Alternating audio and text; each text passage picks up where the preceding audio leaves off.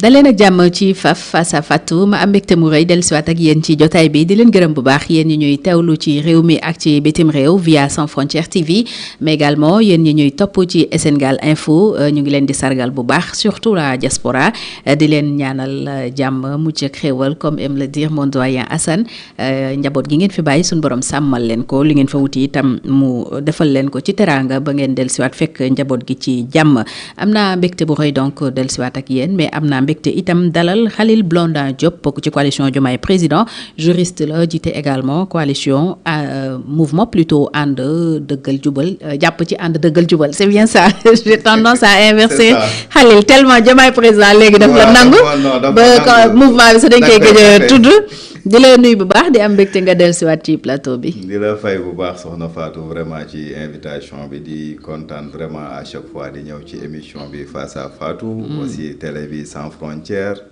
di ci kontaan à chaque fois. di nuyu vraiment te internautes yi ñuy suivre un peu partout. fii ci biir Sénégal ak ci diaspora bi yëpp. di tàmbale aussi nuyoo bi di commencer par le président de la République Bassirou Diomaye Faye mi nga xam ni mooy suñu président d'honneur. aussi di ci teg madame superviseur générale du docteur Aminata Touré ak l'ensemble des leaders yi ci bokk. aussi di beral loxo waa jàpp ci ànd dëggal jubal. ñooñu vraiment mënu ma leen fàtte ci dara ci lu ma leen woo vraiment dañuy ñëw taxaw jàpp ci ba mu mat sëkk. vraiment ñooñu maa ngi leen di féliciter bu baax a baax gis nañ seen taxawaay aussi di leen encourager ci liggéey bi. très bien jërëjëf Khalil Blondin Diop donc bokk ci coalition Diomaye Président moom la ñu nar a sekkal waxtaan bi tënku ci actualité comme ni ñu ko tàmm defee naturellement Khalil ñu tàmbali ak proposition de loi bi waa Assemblée nationale yëkkati ay député Pastef porté ko ñu bëgg ci def des réformes de la constitution coppite yi bëri na intégré na aussi comme ni ko président assemblée waxee woon ci communiqué bi toutes les observations du conseil constitutionnel ci avant projet yi ko président yi leen président soumettroon ñoom les sages pour avis ñu ne intégré nañ loolu yëpp waaye am na ci yu bari yoo xam ne aussi gis nañu ko mu mel ni lu leen concerné directement pour ne pas dire seen leader seen président d'honneur le président Bassirou Diomaye Faye surtout fi ñu naan président dootul mën a diriger ni parti ni coalition de partis globalement avant même le fond nan nga apprécier la forme ni ci assemblée demee président di préparer ay projet assemblée jël ko def ko proposition de loi ban lecture politique nga ciy def en tant que membre de la coalition Diomaye. waaw soxna Fatou di kontaan ci question bi mais d'abord sur la forme man rafetluwuma ko kooku moom il faut que ça soit clair et man nëbbuma ko. c'est-à-dire man mënuma comprendre un fait mooy tey le président Bassirou Diomaye Faye ñu élire ko à 54% mu ñëw am benn programme bi nga xam ni proposé na ko Sénégalais yi. ne woon dina def ay réformes constitutionnelles yu bari yi nga xam ni dafay jëm ci bonne gouvernance ba pare def ay avant projet de loi jagleel leen ko ñoom ñu def ci seeni lecture ñëw war ko yóbbu conseil des ministres peut-être pour ñu valider ko mais comment on appelle ça ñoom seen bopp ñu ñëwaat ne dañuy njëkkantu pour man bon c'est essayer tout simplement de lui mettre les bâtons dans les roues mais pour man rafetul parce que ba ñuy liggéey avant projet de loi yooyu noonu ñoom ñëpp le président de la République incluroon na leen ci parce que président de la République lépp lu muy mën di def c'est-à-dire def ci diisoog sénégalais yëpp et que tey réforme yooyu avant muy juddu ay dialogue am na fi ba mu jël en compte créer benn comité boo xam ne ci loolu rek la doon liggéey bañ ci paree mu am beneen comité de relecture boo xam ni tey jii groupe parlementaire u PASTEF ñoom ka fa nekkoon président assemblée jamono jooju El Malick Ndiaye mu ngi ci woon seen groupe parlementaire ki ko jiite aussi di comment on appelle ça Ayib Daffé mu nga fa woon donc ñoom ñu liggéey ci ba pare président de la République jël ko jagleel ko aussi conseil constitutionnel def ci ay amendement am yu mu ci changer ay modification pour mu mën a gën a compatible ak la constitution mais buñ gisee ñu nekk ci procédure boobu alors que yéen a bokk même camp lan moo fi jara daw bay daanu ak xëccoo pour man yëfi tappale la aussi est-ce que tey conseil constitutionnel ba mu joxee avis def ci ay rectification par rapport ak avant projet de loi boobu noonu constitutionnel ba defaat ci ay rectification jox ko le président de la République mais est-ce que c'est la même chose que ñoom li ñu proposé je ne pense pas. pour yow dañ ci yokk seen mbiri bopp. waaw mais man am na yoo xam ne personnellement man gis naa ko ci yoo xam ni man peut-être liiruma ko fële. combien lu ci mel ni par exemple ñu ne le président de la République dootul jiite coalition wala yu demee noonu. wala parti moom d'accord. et il définit la politique de la nation en concertation bien, avec le Premier ministre, c'est l'article 42. Tout à fait. En concertation avec le Premier ministre. xam nga la politique de la nation ici au Sénégal c'est le président de la République moo koy définir. Donc Premier ministre lu mu ci mënoon ñëw mooy tout simplement coordonner ko exécuter ko mais tey ñoom dañu bëgg c'est-à-dire que le président de la République ak le Premier ministre concurremment ñu liggéey ci man loolu gisuma ci problème xam nga lu tax gisuma ci problème à chaque fois j'aime le dire te dama koy répéter nee naa même bu fekkoon ni loolu moo am nañ jàpp ni que premier ministre même bu définir politique de la nation avec le président de la République à n'importe quel moment mën na ko démettre donc je ne vois pas l'essence même tey jii ci loolu loo xam ni yow dañ la fal pour un mandat de 5 ans alors que yow tu es nommé par le président de la République et puis durée bi mën na nekk 1 mois mën na nekk 2 mois mën na nekk 1 an mais yow nga ne da ngay définir benn politique de la nation avec le président mi nga xam ne 5 ans la fi war a toog waaye yow boo ko définir avec le président mu xëy dàq la nag man je me dis que avec un autre PM voilà donc pour man li gën a yenu maanaa lu gën a logique mooy ñu bàyyi ko nu mu nekkee que président mi nga xam ne sénégalais yi ñoo ko fal par rapport à un programme boobu la jaay sénégalais yi wóolu ko ci ba fal ko man je me dis que dañ ko war a bàyyi moom ci boppam mu définir la politique de la nation là yaa ngi dégg par rapport ak programme bi mu digle woon ak sénégalais yi mais parce que bu moment bilan jotee moom lañ koy laaj duñ ko laaj un premier ministre te premier ministre bu muy tànn aussi sénégalais yi tànnuñu ko oui mais autant am na ay griefs yu ngeen mën a soulever autant aussi am na pour certains des réformes consolidantes par exemple quand on interdit au président sortant mu mun a signer yoo xam ne dafay engager l'État à la fin de son mandat avant la passation de pouvoir avec son successeur loolu quand même mun nañ ne lu baax la donc am na yu baax peut-être am na yéen politiquement yoo xam ne mun ngeen leen di la pour man honnêtement parler assemblée ak ay loi ak texte du lu ñuy fowee gis nga soxna Fatou man avant projet de loi yi déjà ba ma ko njëkkee gis surtout par rapport ak constitution bi gis nga ba ma ko liiree daf ma semblé woon lu bari ay protocole ak ay yoo xam ne mënoon na cee ñàkk moo tax ba ci le conseil constitutionnel ñëw c'était un peu confus et complexe ak yu demee noonu moo tax sax ki ci liggéey daanaka moom nee na dafa démissionné mais man doo ma ni dafa démissionné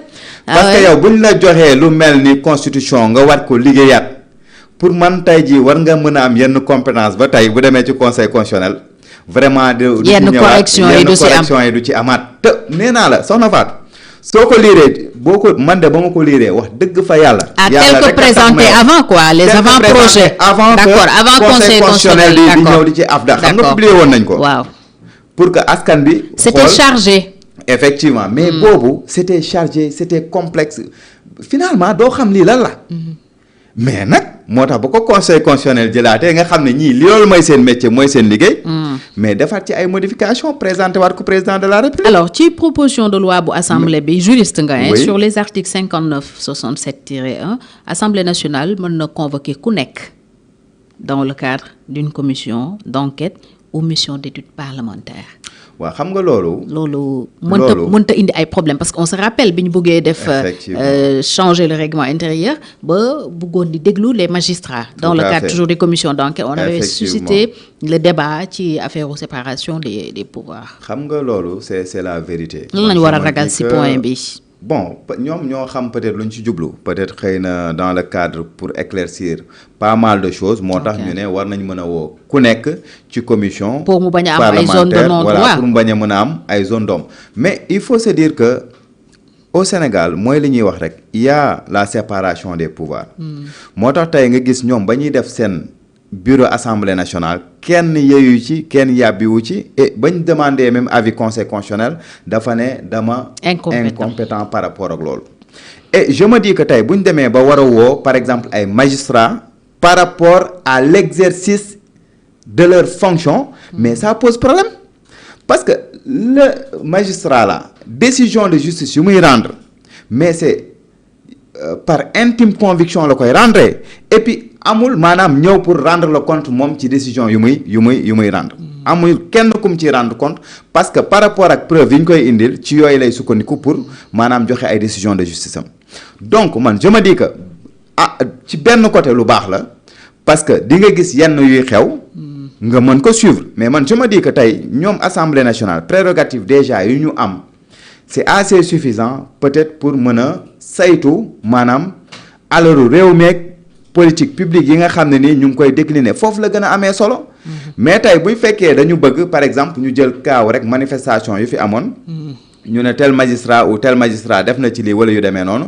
ñu ne xaaral ñu woo ko pour entendre ko par rapport ak fait yooyu wala par rapport à des décisions de justice yoo xam ne rendre na ko mais ça pose des problèmes fondamentaux yi nga xam ne nii day indi njiixi njaaxa ci séparation des pouvoirs mais nag am na yu ci rafet te man dama gis ni que même point yi nga xam ni baax na c'était déjà prévu ci projet de loi yi nga xam ne président de la République joxe na ko mais tey le fait que ñu ne premier ministre renforcer les pouvoirs du premier ministre mais loolu comment on appelle ça projet de loi bi jël na ko mais lu fi jar tey jii maanaam paraxee bi ak yàkkamti pour indi ñoom seeni point parce que lu ci mën di am nañ xam ni c'est-à-dire que tey même bu ñu ko jébbalee le président de la République dina demander waat avis conseil constitutionnel ñu xool ndax ñoom li ñuy proposer méngoo war na ak constitution bi. Ousmane Sonko signalé na ko d'ailleurs ce matin en plénière mu ni mais président su demee référendum mënta adopté mënta soumettre au peuple lu dul ñoom la ñu adopté à l'Assemblée nationale donc c'est pour dire que la messe est dite en quelque sorte. non xam nga peut-être moom. sauf bu amul des lois anticonstitutionnelles. mais loolu mooy essence bi.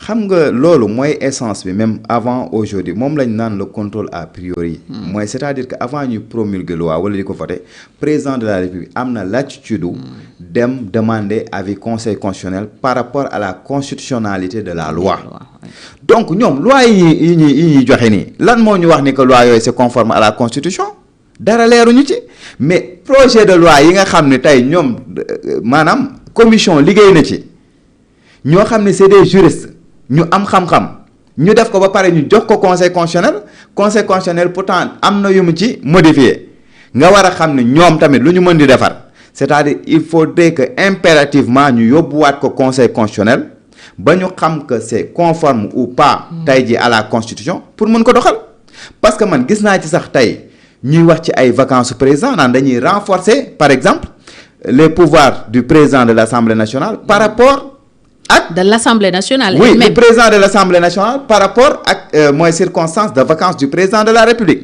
ñoom lu ñuy xalaat ci ay vacances président de la République jamono ji wala ba dem naan dafa am lu ñu ciy proposé et puis bon man personnellement liiruma l'intégralité voilà des propositions de loi yi nga xam ne ñoom def nañ ko mais suñ ko liiroon et j'en suis sûr et certain dina am foo xam ne yu ci bari ça ne sera pas conforme à la constitution te loolu ay erreurs yoo xam ne waroon nañ ko mën a éviter ñu bàyyi le président de la République mi nga xam ne initié woon na ko ba ñoom ñu def ci liggéey bu am solo parce que nee naa la président loolu ba mu koy liggéey force vive de la nation yépp la inclure ci loolu noonu donc ñoom seen loxo dañu ci donc lu ñu ciy tànn yenn yi wala di yàkkamti di def proposition boobu mënoon nañ bàyyi projet de loi bi jàll.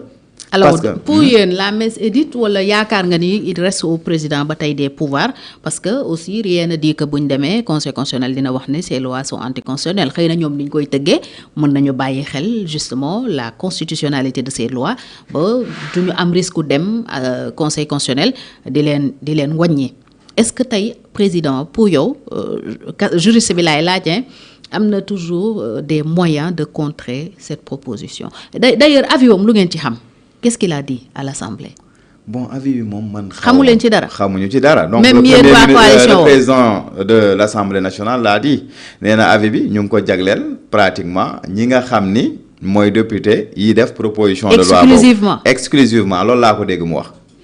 maintenant comme ñoom la appartenir man awma lu ma ci wax mais tey jii pour plus de transparence pour man j'aurais bien aimé ñu xam avis président de la République. D'ailleurs Babacar Gaye monsieur le ministre d'État maa ngi lay nuyu gis naa ko bind na aussi bien je pense la présidence que l'Assemblée nationale pour am l'avis du président. loolu moo ñuy mun a édifier ñu xam la position du chef de l'État. waaw man nag c'est ça c'est ce qui est mais normal. yéen waa coalition wam n'était-il pas plus correct politiquement ngeen xam lan la taxawee. président de la République moom c'est un légaliste loolu moom dama la koy wax c'est-à-dire que moom dafa gëm loi ak règlement yi nga xam ne dañ ko teg.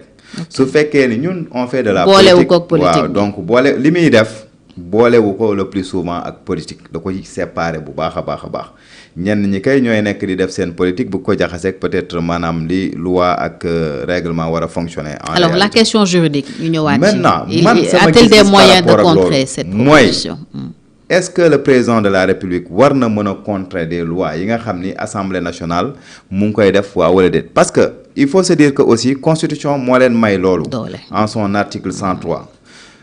mooy l'initiative de la loi appartient concurremment au président de la République et aux députés donc loolu lu ñu koy rafetlu la et puis des fois sax tey am na ci yenn dëkk yoo xam ne dafay appartenir même tey ji simple citoyen bi su amee ay proposition de loi mu mun ko def donc loolu aussi dafay jëmmal démocratie donc su constitution prévoir loolu donc les députés am nañ tey ji les pleins pouvoirs pour mën a dem def ay proposition de loi mais dafa am ay limites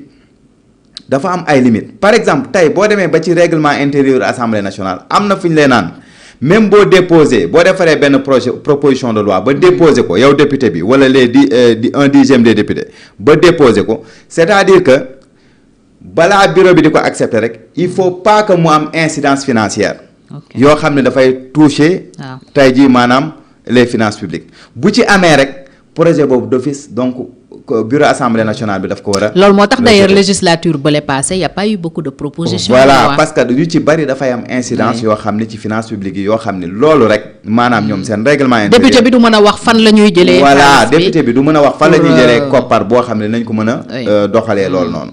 te tey jii l'exécutif moo am pouvoir yooyu pour xam maanaam caisse de l'État yi fan lañ toll ak fan lañ toll. loolu benn limite la mais tey bu fekkee ni ñi jiite sax. Comment on appelle ça bureau Assemblée nationale bi ñoom yooyu seen yoon nekku ci mais ça pose problème beneen bi mooy le président de la République je pense que tey amul peut-être am na moyen pour changer ko mooy su ma la nee peut-être il faudrait que conseil constitutionnel su demee ba gis ni que la loi n'est pas conforme mais loolu il faudra que ñu retourner ko pour ñu modifier waat ko avant ñu koy jàllalaat ci procédure normale yi loolu mooy yoon mais waruñu ko jàllale ci kaw maanaam mu nekk loi boo xam ne ni c'est pas conforme loolu logiquement sax xel mënu ko nangu. donc man noonu laa ko jàngatee xalaat ni tey bu loi proposition bi demaatee ba ci président de la République mais après dina am tey jii maanaam ay prérogatives laajaat le conseil constitutionnel bu fekkee ni c'est pas conforme mais nag moo jiite réew mi. je pense que yoon may na ko aussi vraiment lu conformul ak la constitution mu bañ ko promulguer. voilà oui bañ ko la promulgation. buñ ko voté ba pare. waaw bii day nekk approbation peut-être wala mu soumettre ko. au peuple à travers au peuple par le référendum. un référendum. effectivement ñu xam mais xale lii di am bon leer na ni ba tey xeexu Diomaye Sonko mu ngi continuer à l'interne de la coalition présidentielle naka ngeen koy dundee et naka ngeen di préparer wu aussi à peut-être une confrontation que beaucoup redoutent. bon confrontation ñun actuellement redouté wuñ dara. redouté wu leen ñun actuellement lu ñu président waxoon. pourtant ñu bëri jàpp nañ ne nag ci xeex la ñu jëm. waaw ça dépend ñoo ngi ci sax déjà pour d'autres. ci xeex bi. président de xeexul moom. président moom mu ngi ci coonay askan bi xool nu mu leen ko teggilee ñun dañuy politique ñu ngi sur le terrain ñu ngi structurer sunu coalition ñu ngi koy massifier. gis nañ ralliement yi un peu partout sénégalais yëpp pare nañ pour ñëw épauler le président de la République pour su fekkee ni bëgg na tey jii ñu jox ko un deuxième mandat. yéen a ngi déjà ci deuxième mandat. man de bëgg naa mu am deuxième mandat man personnellement te dinañ xeex pour mu Est-ce que am moom un bëgg deuxième na? mandat su ko bëggee. est-ce que moom bëgg waaw na? loolu moom man nag xaw ma lu nekk ci bopp président de la république. kon ba léegi mais yéen ñi massifié di Serigne Gueye Diop a lâché la phrase hein. waaw wax na wax deuxième mandat depuis mais seen moom la meeting bu bëgg Mbour ba. waaw wax na xam nga fii mais président moom lu mu bëgg yéen xamu leen ko. déedéet man président li mu bëgg. mais nit kay balaa nga koy bëggale dara day fekk moom mu bëgg ko ba pare. waaw mais mooy li may wax. paaka kenn du ko jiitu si mbaram. moo tax ma ne lépp loo gis dafa am temps moom ci boppam. daf ñoo sant ñu defal ko benn liggéey ñun ci liggéey boobu lañ ne léegi nag moom waxul bëgg na wala bëggul waaye ñun ñoo bëgg mu bëgg. bëgg mu bëgg ñun ñoo bëgg mu bëgg. moom day bëgg dara ngeen bëggale ko un deuxième mandat parce que am nañ ci droit. aussi lu logique la fii amuñu fi benn président boo xam ni dafa ñëw rek def fi benn mandat pour man ce n'est même pas réaliste. par rapport ak maanaam développement bi ñu bëgg mais ñaari mandat de 5 ans sax mais gars yi ñu ci bari dañ naan dafa tuuti man nag je suis démocrate dama gëm ni limitation mandat moom faaw mu am ci dëkk. c'est verrouillé loolu. waaw et puis c'est verrouillé constitution même daf ko verrouillé donc loolu amul luñ ciy teggi mais dinañ liggéey ba nga xam ne le président de la république su bëggee deuxième mandat dina ko am ba pare su ko jeexalee ñu liggéeyaat keneen ñëw toog fi benn mandat moom su paree ñëwaat parce que moom xale bu ndaw la. il a le temps am 2 mandats demaat ñëwaat su ko neexee te bu ko bëggee ñu dox ci ñun ci loolu lañ ne. jàkkaarloog Sonko 2029.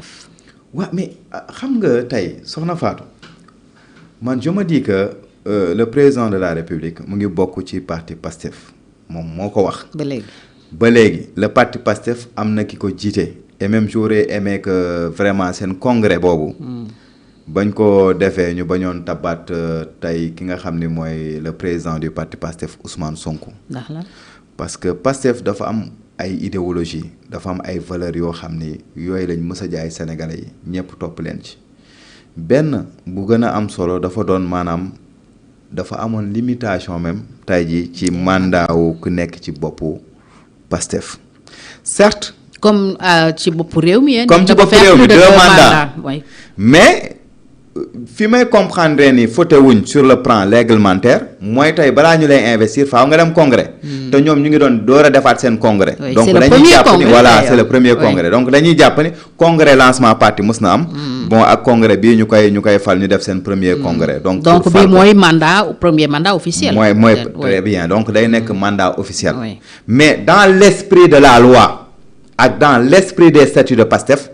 ñoom luñ ci undoon mooy boo defee ñaari mandat nga dem sa yoon donc man je me dis que le président du parti PASTEF loolu aussi waroon na ci bàyyi xel bàyyi keneen d'autant plus que. mais c'est leur cuisine interne kenn bindu ko. waaw moo tax ma ne loolu am nañ ci. mais man dama ne man j'ai été sympathisant de bokk na li tax loolu bokk na ci li tax.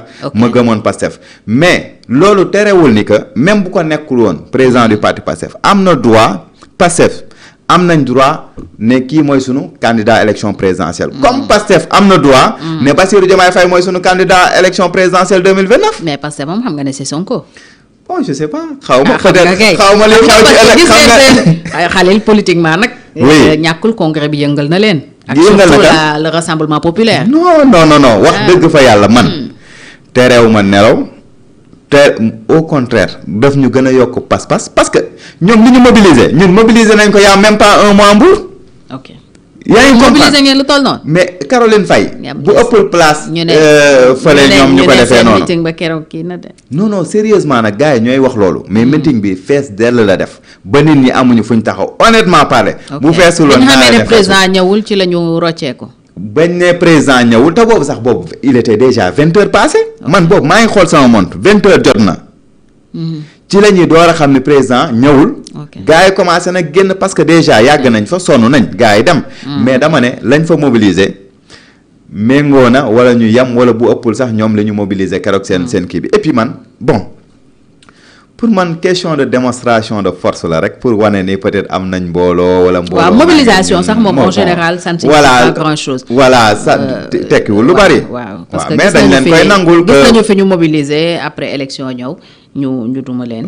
ça a toujours existé lu ci mel ni nit ñi moom léegi Abdoulaye Wade noonu la woon. c'est à ça justement que je pense. donc loolu alors ñu dellusiwaat assemblée tey ci suba dañ doon voter voter le code du travail qui finalement a été renvoyé en commission bokk na ci point de divergence yi les 4 ans de contrat CDD contrat à durée déterminée renouvelable code du travail boobu globalement nan nga ko gisee ak le fait que ñu delloo ko en commission est-ce pour éviter une crise sociale ndax déjà on menacé de grève générale les syndicalistes nan nga jàngatee bu nañ ne marche arrière boobu. non bon gaw ma ni marche arrière la parce que lépp loo gis aussi c'est-à-dire que dañ ciy waxtaanee. surtout lu jëm lu ci mel ni code du travail bi nga xam ni même l'ancien président de la République yàgg na wax ni que dañ ko war a réactualiser par rapport ak maanaam jamono fi mu toll. aussi quoi qu'on puisse dire au Sénégal tey disposition yi nga xam ne mu ngi ci code du travail tey boo demee ci entreprise yu ñu ci bari respecté wuñ ci dara. c'est-à-dire que foofu le plus souvent l'application fait défaut aussi ñu waroon suivre loolu noonu par exemple mooy les administrateurs les inspecteurs peut-être du travail waroon ci ànd ak maanaam les travailleurs nga xam ne tey jii les employeurs du ñu ñëw mukk di teg ci employés yi seen kaw yi nga xam ni dafay jalgati code boobu noonu pour man loolu du yoon donc waroon nañ ko xoolaat gën ko méngale ak jamono aussi mu bañ a nekk loo xam ne aussi dafay gàllankoor société bi parce que tamit nit société mën na jël ay employés dafa leen ay contrat à durée indéterminée ñu dem ba ci yàgg des fois mu am ay difficultés donc xam nga bon am na prévoir nañ sax ay dispositions yoo xam ne déjà mën na leen wàññi quelque temps bu demee voilà à l'amiable yooyu yëpp mën na ne voilà mais tey dafay am ci maanaam yeneen situation yu bees yoo xam ne ni loi dafay évoluer dans le temps mënul nekk loo xam ne rek dafay statique parce que àdduna dafay évoluer dafay am maanaam ay façon de faire yu bees yooyu il faudrait que pour man tey ji gars yi waxtaanaat ci ba tëgg ko pour man nag bu fekkee ni dem nañ ba foofu ñu ne am na yuñ ci war a mën a xoolaat nañ dellu ginnaaw mais pourquoi pas loolu dara nekku ci pour man c'est dans l'esprit de bien faire nga xam ni employés yi dinañ ci gis seen bopp mais aussi mu bañ a gàllankoor les employeurs yi nga xam ne tey jii ñoom ñoo yor seen entreprise war ci mën a am bénéfice ba pare maanaam ut ay employés yoo xam ne nañ leen ci fay salaire ñoom tamit ñu gis ci seen bopp mën ko yóbbu seen njaboot. très bien ñu ñëw ba tey ci mbiru Ousmane Sonko conseil constitutionnel ñu ngi ko sànq dafa wax ne daa incompétent pour àtte recours bi ay député opposition yóbbu woon comprendre nga l'attitude des sages. oui bon xam nga nag des fois droit bon y a les textes des fois aussi y a l'esprit man je savais que ni conseil constitutionnel loolu lay wax. Mais sur le plan juridique honnêtement man je me dis que le président de l'Assemblée nationale warul woon mën a delluwaat Assemblée nationale d'autant plus moom moo am nee na majorité à l'Assemblée nationale donc moom lu mu bëgg même bu ta doon këram sax woote téléphone ne leen defal leen ma lii gars yi dañ ko koy defal donc pourquoi s'empresser di ñëwaat pour man Assemblée nationale tey jii en violant pour man les textes man loolu d'accorduma ci. il a violé les textes. pour man.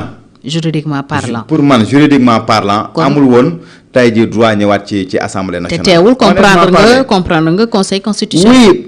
oui man nee naa comprendre naa tey jii décision conseil constitutionnel bi mu jël parce que ça contribue à l'apaisement aussi du climat du pays. politique loolu aussi jàpp leen ni saa yi aussi loolu dañ ci. bàyyi xel lu am solo mais Soxna Fatou.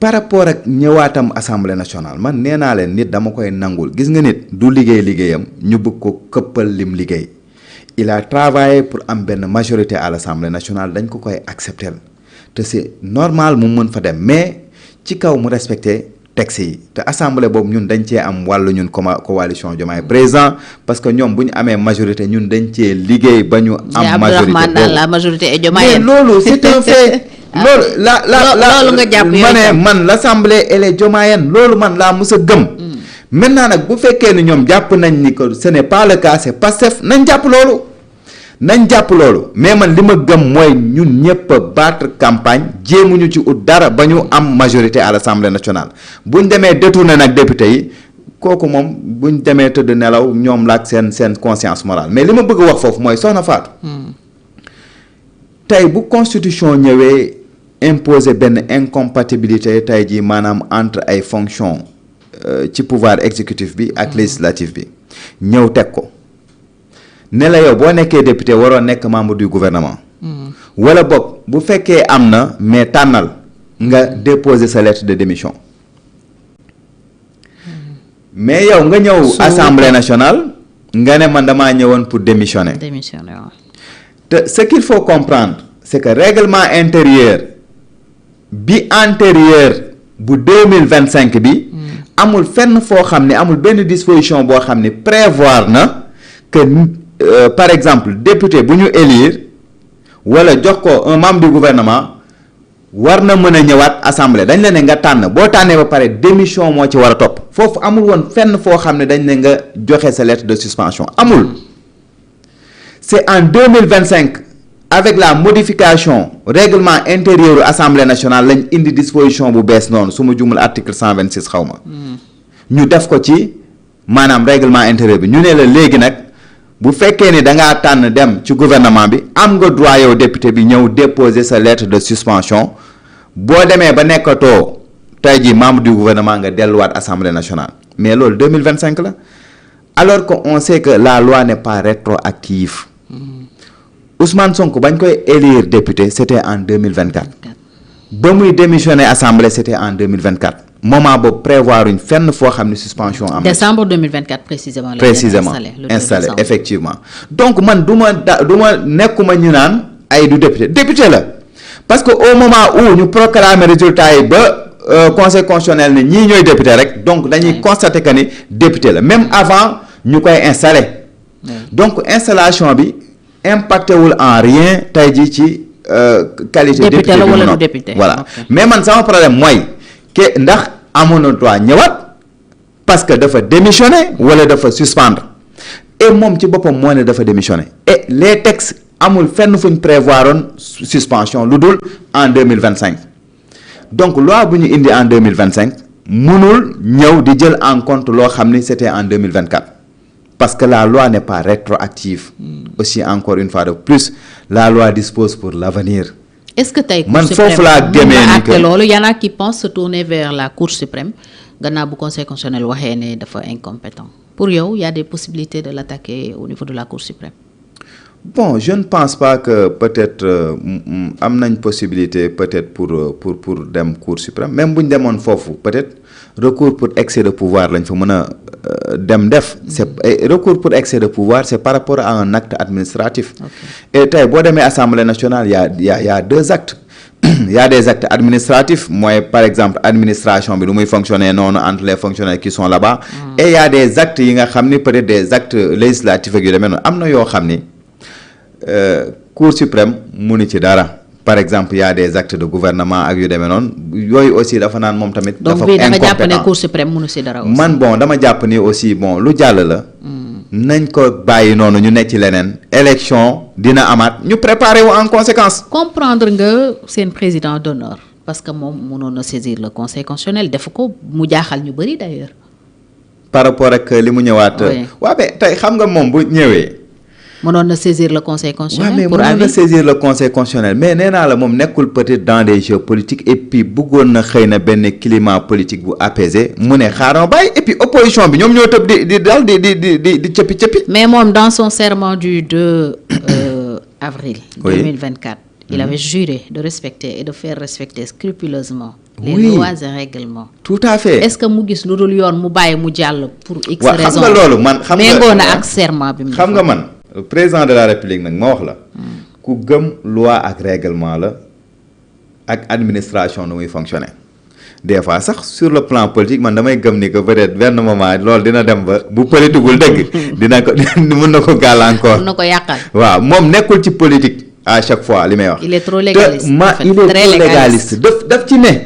moom maanaam doo gisee fenn wala nga ñëw takkal ko comme ñi ngi ko mënoon ji ñeneen ñi ne kii. mu ngi jalgati loi fii wala mu ngi jéem a def ay gal man de gisaguma ko fenn de gisaguma ko ñenn ñi kay ñooy def seen i galgal mu bàyyi leen maintenant xam nga loolu man personnellement jàpp nañ ne du yoon président de la République ça inquiète quand même président de la République man dàquma ko jàng droit moom nee naa la magistrature jàll na ko donc kooku moo la gën a xam ni droit di wax tey su demee man li ma wax sama jàngatu bopp la am na ñu ko jàngewul noonu mais man en toute logique li ma gëm la te gëm naa ni loolu moo waroon a mën a ne moom peut-être mën na ci am jàngat beneen léegi nag bu fekkee ni am na ñoo xam ne d'accorduñ ci comme opposition bi mais am nañ droit dem saisir ka nga xam ne mooy conseil constitutionnel xam nga man su doon man am naa possibilité boobu honnêtement parler dem saisir le conseil constitutionnel gis naa sax déjà seen proposition de loi yi mu bokk ci. ñu ne le citoyen lambda dina mën a saisir par exemple le conseil constitutionnel. la cour constitutionnelle la cour waa constitutionnelle bi ñu bëgg a def waaw mooy la saisie. donc les pouvoirs seront renforcés. voilà xam nga loolu déjà c'est bien dans la démocratie xam nga tey su ma amoon pouvoir boobu. man ma gis loolu damay dem bind conseil constitutionnel ne ko lii ak lii def sama mémoire ne ko lii moo tax d'accord ma ci. conseil constitutionnel jël ko wax avem mais man aw moom possibilité boobu ki am possibilité bi président de la république ak les par exemple les députés. te députés yi opposition baa ngi fi lan moo leen ko tere woon def ñu naan dañuy politique ñoom tamit naan dañuy bàyyi président de la république mu dugg en confrontation ak yu demee noonu président nekkul ci détail yooyu noonu nekkul ci détail yooyu li mu gëm mooy.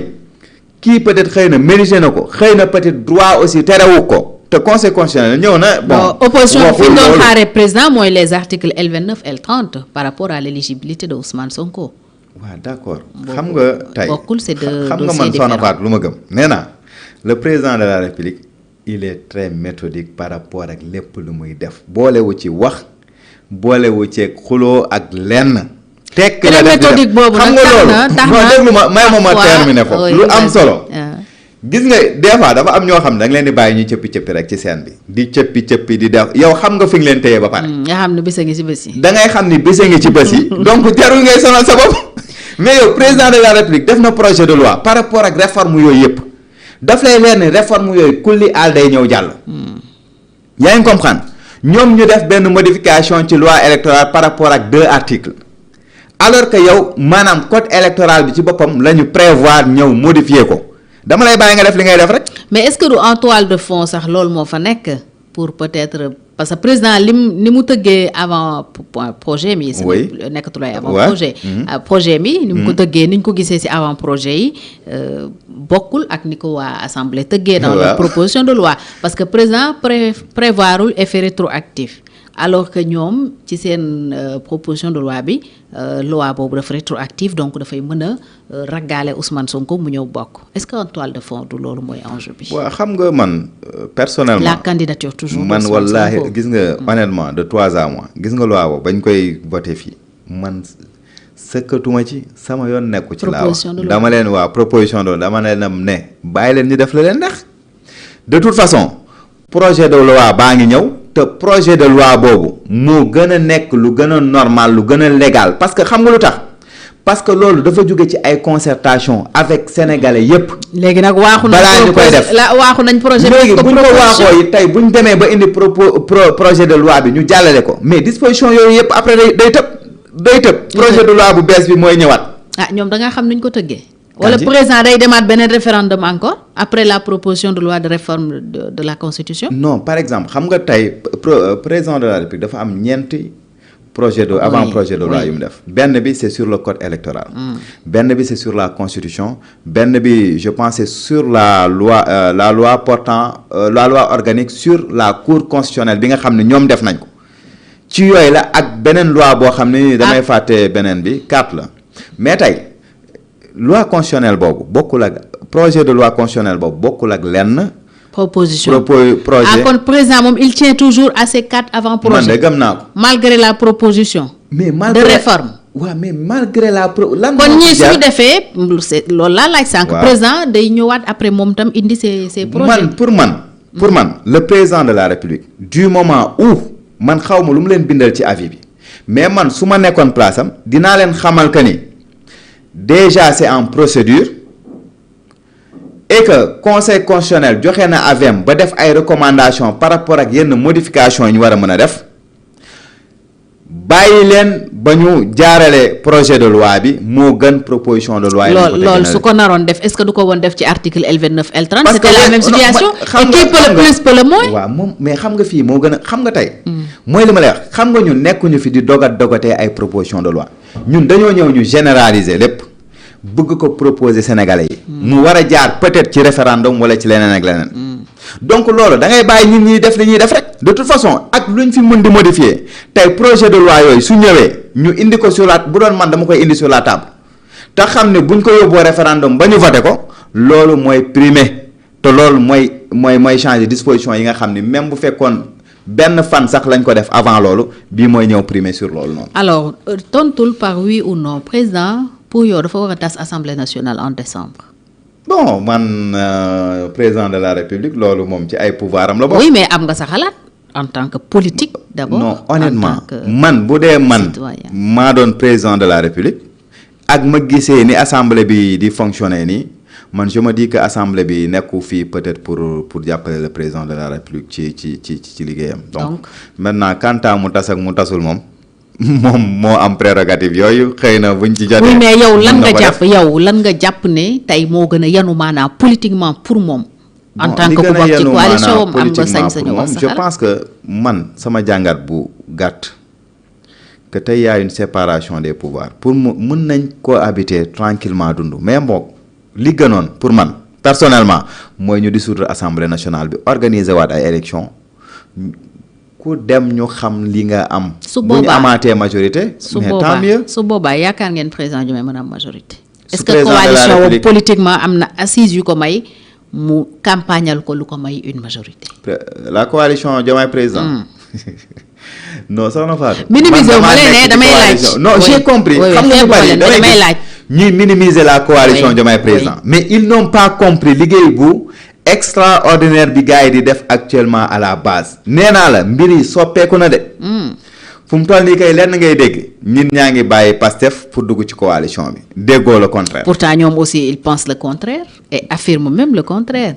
waa guide de la révolution pour ñoom gaa yaa ngi adhéré bu baax bracelet yi ça se vend comme le petit pain. man dama daan jënd bracelet dama daan jënd lu bari ci bracelet tasaare ko maye ko daan ci takk ba. am na ba tey ñuy jënd di may am na ñuy takk aussi ma ne la ni mu meloon en 2021 ba xaw ma kañ la 2023 wala 2024. honnêtement melatul noonu. pourtant gaa yaa ngi takk de. ma ne affaire yaa ngi naka gaa yi daan takkee ak ni ñu koy takkee bi yoon yematul. ute na te dama lay wax te li ma gëm la soxna Fatou bis bu ñu demee élection ci cadre yooyu man dama gëm ne sax président du parti Pastef Ousmane Sonko. dafa xaw a sax ragal. pour man moo tax muy def sorte yooyu noonu ak meeting yooyu. naan kenn du fi dàq élection. waaw wala naan duñ fi dàq élection wala man maa am mbooloo geeg. pour man ragal la rek des fois yenn manifestation kii la rek mais di xuuxal gars yi mais da ngay xam ni ci gannaaw dara nekku fa te dama ne la. waaw psychologie de en général nee nañ kuy fëgg dënn mais loolu psychologiquement man jàngale naa damay xam nit. ñun dañu koy jàngal la psychologie de la personne. bu ñu la nee jàkk dañuy xam ba pare xam fan lañ la war a mën a jaar pour def xam-xam sa bopp déconstruire li nga xam pour. enseignant la voilà donc beneen xam-xam. donc yow maanaam loo mën di def ñun xam nañ nu ngi ci jublu. man dama gëm ni le président du parti Pastef gars yi ko jege waxuñu ko dëgg. lan mooy dëgg bi ñu ko waroon wax. liñ ko waroon wax mooy le président de la République Bassirou Diomaye Faye du sa ennemi. nekku fi pour xeex la. ñoom ñoo ko waroon jàppale mu réaliser. mandat bi ba joxaat ko beneen mandat. pour yow ennemi la ko jàppee. kan ci. Sonko ennemi la jàppee Diomaye. bon dama ne xëy na ñi koy def ci nopp yi xëy na naan ko kii sa ennemi la wala jaana nii jaana ne ñoo yàq xelam pour ma. ñoom itam waa Pastef loolu lañ jàpp que dafa am ñu nekk ci wetu président di ko gëmloo ne Sonko noonam la. wala waa Pastef dañ koy xeex man kenn nekkul ci nopp président. no ñii wax loolu est-ce que xam nga ni ñoom ñoo la gën a xam xoolal ñoom tam loolu lañ jàpp. gis nga président man xam nga lu ma gëm ci président de la république mi ngi foofu ci seen coalition. xam nga lu ma gëm ci président de la république ku dëgër bopp la. man boog loolu laa jàng ci nit ki dama gëm ni kii du maanaam dina déglu luñ koy wax. il n'est pas influençable. non kenn du ko influencer ba pare kenn du ko chanter loo mënta ne. kenn nee na moom il sait pas chanter. non xoolal nekkul ci loolu boo jàngee nit nee naa la da ngay xam ban façon nit la moo tax ñii naan dafa am ñu nekk ci nopp bi di ko wax lii ak lii ak lii nekkul ci loolu lenn kay lay bañ xam naa gis intérêt réew mi taxaw nii nga bëgg a privilégier intérêt parti bi mu ne la du ci am léegi nag bu fekkee loolu la mais xuloo mën na am ci loolu te loolu mooy intérêt supérieur de la nation mooy farata bi nga xam ne moom moo waat ni ci loolu la war a dox te man dama gëm ni président de la république ci loolu la ne te bis bu ñu demee ci ay élection soxna Fatou man maa la wax lii gars yi dinañ leen yëkkati ba seen biir yu weex ñu dóor leen ci suuf. yéen waa Diomaye président ñun waa Diomaye président gars yi pare nañ te loolu lañ yàkkamti. moo tax ma ne la président de la république na bëgg rek léegi si la situation contraire se produit par extraordinaire ngeen dem askan bi wóoluwaat Pastef joxaat leen majorité. oui dans ce cas dina doy waar. amoon na France ba ñu bëri jàppoon ne c'est Macron donc qui doit démissionner bu ñu yeggee foofu dina nekk lu complexe pour yéen. non ñun xalaatuñ situation boobu. oui mais lu ngeen war a xalaat la kuy xalaat ndam aussi war nga xalaat leneen. en toute objectivité ñun ñoo baatoon pour Pastef am li mu am bu ñun coalition bi ñooy baataat campagne pour maanaam foqati loolu ñi nga xam ne pour man dañ ko kon pour yéen Pastef li ma woon yéen a ko jox. man loolu laa gëm. ok xam nga boo xeexee ci dara da ngay légitime nga taxaw ne man dama cee bokk mais ñun dañ cee bokk te dañ ko détourné man loolu laa bëgg ñu nanguwaat. foqati waat ñoom ñoo détourné seen majorité quoi. ñoo détourné majorité bi parce que majorité bi bañ koy proposer Sénégalais yi ne jàppale leen ñu c'était pour accompagner le président de la République Bassirou Diomaye Faye mu doxal par rapport ak promesse yi nga xam ni defoon na ko réforme constitutionnelle réforme code électoral réforme code pénal ak code de procédure pénale mais yooyu yëpp dañ ko promettroon Sénégalais léegi président war a dox ci loolu ñu koy sànni ay galgal naan ñu ngi def ay proposition de loi ak yu lan la ñuy yàkkamti. est-ce que vous aviez vu venir yaakaaroon ngeen situation bi mel nii keroog surtout bi Ousmane Sonko toogee ba dernière minute mu ne leen moom bañeeru Pastef lay demee législative est-ce que xalaatoon ngeen ne lii dina am. non man xam nga man nee naa la musuma xalaat lool ci Pastef. kon yéen revirement bi daf leen bett. man boog yow daf la bett. non man lu ma bett la te lu ma ñaawlu la. pourtant analyste yu bëri booba jamono ñu ngi koy wax. ñu naan leen oiseau de mauvais augure. xam nga man dama ne li ma toppee woon Pastef loolu laa gëm te loolu laa musoon jàpp ci président Pastef. mooy que maanaam politique dafa war a set. am éthique politique dafa war a am éthique te dañ war a nekk ay patriotes ay defante yenn coups yi non pour man ci politique am na fu muy yem te bu dee Pastef rek du loolu lañ jàngal warul mën a sax am ay schéma te gëm naa ni le président de la République it loolu la jàppoon. que situation bi man musuma xalaat ne dina am musuma ko xalaat moo tax ba ñuy battre campagne man awma ci benn problème ñu demee sous la bannière awma ci arrière pensée malgré que boole wuñ leen ci woon malgré que boole wuñu ci mais musuma ci am arrière pensée et wax nañ leen ko tardivement ba vous n'avez pas eu le temps aussi d'investir non même bu ñu amoon temps man boobu même bu ñu amoon temps laa wax nous on était prêts à appuyer Pastef et on l'a fait parce que soxlawuñ ci woon lenn luñ ci jublu woon mooy y a le président de la République qui a confiance en son premier ministre ki nga xam ne mooy seen chef de parti mu ne dafay demee sous la bannière de leur parti mais du ñu def lu dul accompagner leen même bu ñu amoon temps gëm ko parce que nag nit doo ko gunge ba mu gagner réew mi ba pare nga ne assemblée aussi da ngay ñëw pour xeex ko. pour am mais ñi gën doon dem ndax loolu tey dafa mel ni yey nañu leen. xam nga ay gis-gis yu wute la ñii gën doon dem jamono jooju xëy na am nañ seen lecture propre boo xam ne moom lañ ci demee am na ñoo xam ne dañ leen xeeb peut-être moo tax am na ñoo xam ne gisee wuñ ko noonu man dama ko gisee ci kaw maanaam mooy nit buñ la falee par rapport à un programme nga ne sénégalais yi ñëw leen ñu fal kii président par rapport ak programme bi. mais tey munoo dem ba assemblée mu ne dafa soxla majorité pour doxal programme boobu nga ne yow doo ko jàppale wat. parce que bokkoo ci. parce que bokkoo te ndé yow kay bokk nga ci parce que bokk nga ci li fal président de la république.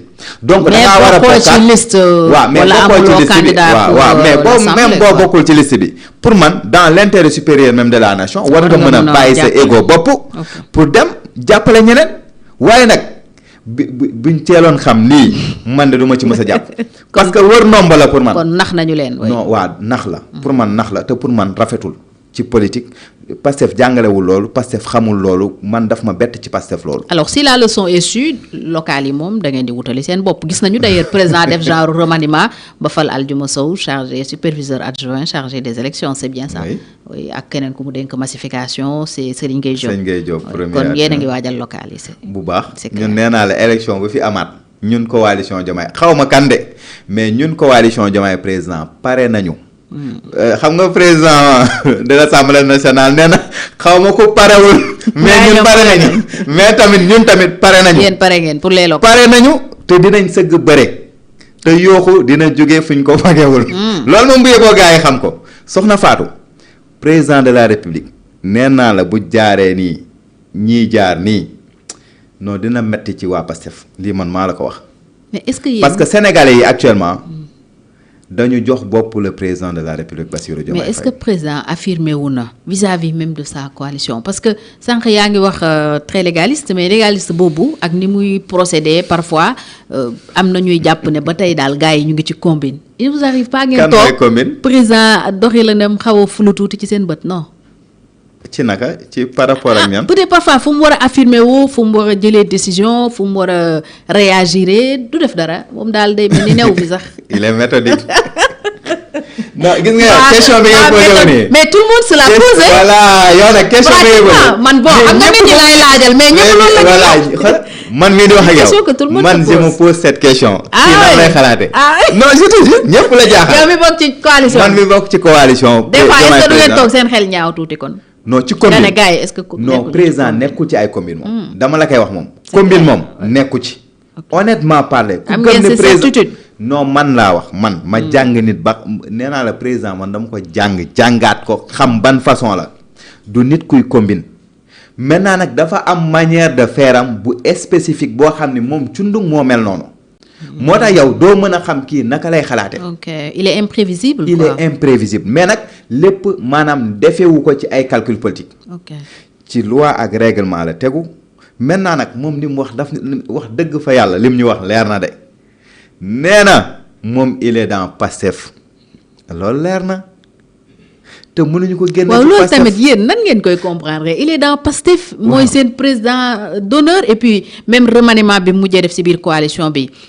pratiquement tout le monde était étonné de voir que moom moo ko def moom moo signé le communiqué on aurait compris peut-être mu dox ay instructions superviseur général Aminata Touré après kooku doxal mais c'est lui qui a procédé aux nominations un président d'honneur président d'honneur Bassirou Diomaye Faye ñun coalition bi ñoo ko cëralee loolu ne ko yow en tant que président d'honneur may nañ la des fois yenn décisions yi nga mun ko jël ñun ñoo ko cëral. donc mu jël décision boobu majeure la de.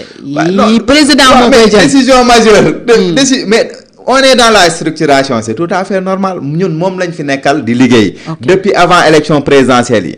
donc moom la ñuy continuer di liggéeyal moom na ne bëgg na. machine bi pare na taxaw na te nee naa la ñun ñu ngi fépp actuellement au Sénégal te pourtant 6 mois rek lañ def pour structurer waat ko. mais nee naa la dans les départements tey installé nañ pratiquement département yépp communes yi aussi ñu ngi ci installation yi.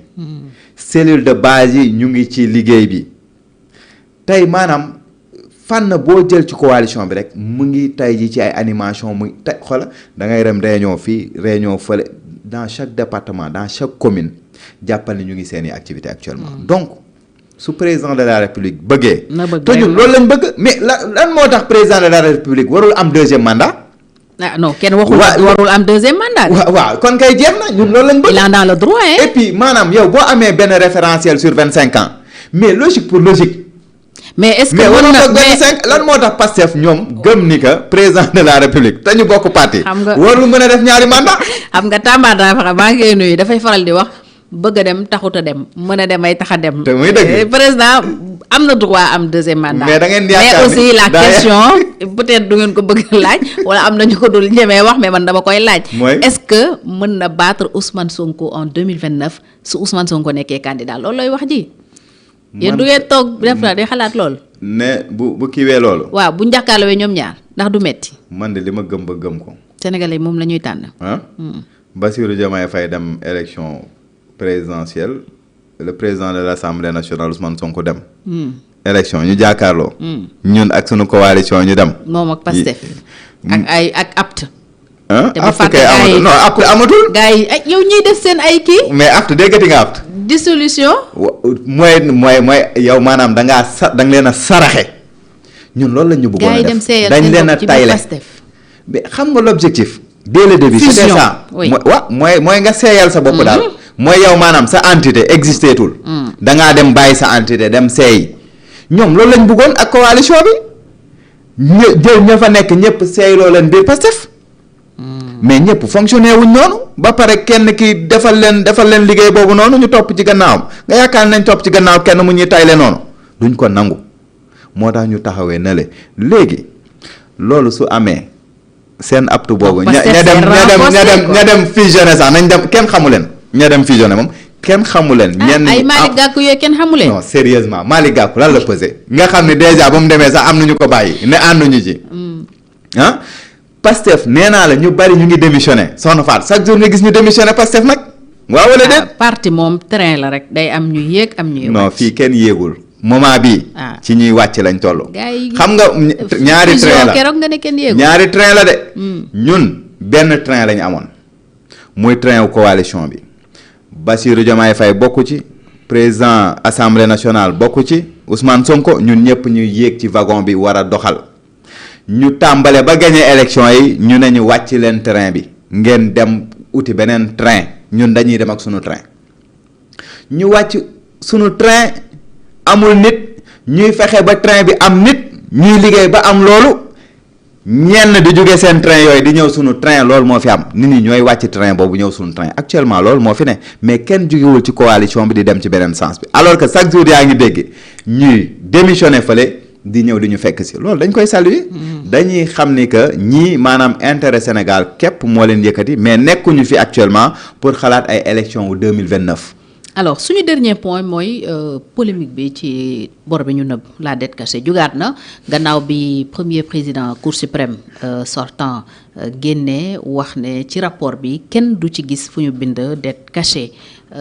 Quelques jours avant aussi su ma juumul Ousmane Sonko def benn sortie wax ne wax ci bor bi déjà mais am benn polémique aussi bu ndaw boo xam ne am na ci bor bi fi mu ne dafa doon wax en tant que chef de parti même si boo ko xoolee tam mën nga jàpp ne comprendre d'ailleurs dégg-dégg boobu sax pour man mooy bi jaadu que bi muy wax ci dette odieuse la ne il en a parlé en tant que président de parti et pas premier ministre et boobu premier ministre kese la woon simple premier ministre dont les pouvoirs sont très limités lan la ñu war a jàpp tey sur la dette cachée. mais des fois faaw ñu mbëkkante man ba ma déggee loolu non franchement j'étais froid dama. mais c'est sur la question de la dette odieuse quand même qu'il a dit que en tant que président la ci wax. waaw d'accord mais dette odieuse mooy dette cachée rek xanaa. non du mel na. lan mooy différence bi. bon buy wax dette odieuse boobu noonu. dette odieuse c'est par rapport à quelle dette. waaw dette cachée benn ci critères yi la. waaw mais y a d'autres critères yuy tax. mu mën a nekk une dette odieuse. donc c'est pas la même chose par exemple yan critères. comme par exemple ñu ne créanciers yi dañu nekkoon en complicité. ak ñi doon leb ak ñi doon leb ak yu demee noonu waaw ñoo xam ne defuñu ko ci réew mi que c'était de l'argent détourné. y a beaucoup de critères yuy tax une dette cachée. toutes les dettes cachées ne sont pas des dettes odieuses. waaw mais d'accord xam nga tey. ay conception la rek yoo xam ne peut-être mën nañ ko analyser noonu peut-être mu nekk ay deal entre les créanciers les créanciers ak tey jii maanaam kii mais fii ce n'est pas le cas avec non parce que fii le ministre Abdoulaye Sarr taxawoon na assemblée non ce n'est pas le cas ñu leen di fay c'est pas le cas donc du dette odieuse peut-être c'est pas une dette odieuse donc mais dette cachée la en tout cas toute la dette n'est pas odieuse peut-être am na une partie xëy na selon ñoom niñ koy waxee. man sama gis-gisu bopp de benn exercice bi nga xam ne la man de su doon man dem. yow gëm nga dette cachée yow. du ma ko non effectivement du ma wax dette cachée. mais dama ne am na ay dettes yoo xam ni c'est hors circuit budgétaire. donc xam nga soxna Fatou. ñoom loolu lañ xam nga soxna Fatou waaw d'accord xam nga man mën naa comprendre loolu. et que am na yeneen dëkk su ma jumul Mozambique amoon na fa ñu li ñuy tuddee dette cachée. mooy dette bi nga xam ni c'est hors circuit le plus souvent budgétaire.